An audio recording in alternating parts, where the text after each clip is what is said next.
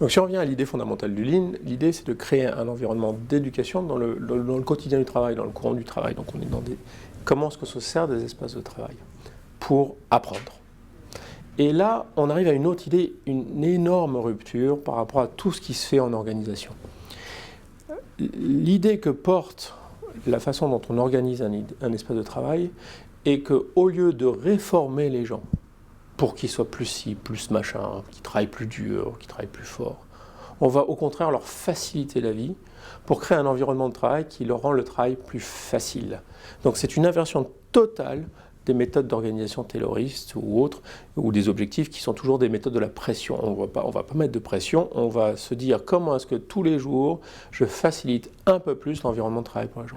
Deuxièmement, on va se dire comment est-ce que je crée des environnements dans lesquels les gens prennent confiance en eux et confiance en leur leadership.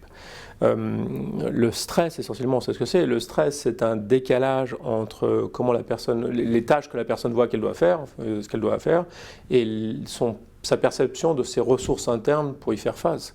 Et dans des environnements de travail très turbulents comme en ce moment, vu les entreprises, vu la vitesse à laquelle les marchés bougent, plein de gens sont stressés simplement parce qu'ils voient la montagne devant eux et ils disent « mais j'y arriverai jamais ».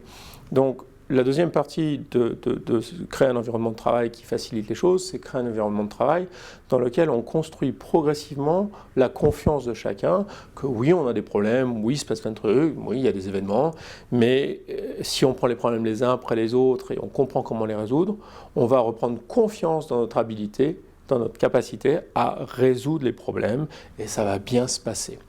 Donc vraiment, c'est des idées qui mettent complètement à l'envers toutes les théories de l'organisation, puisque on va faire trois choses, l'une dont on a déjà discuté. On va essayer de donner du sens en réorientant vers les clients internes ou externes. On va créer des environnements de travail qui facilitent le travail et qui sont plus naturels pour les gens, c'est-à-dire que naturellement on travaille mieux.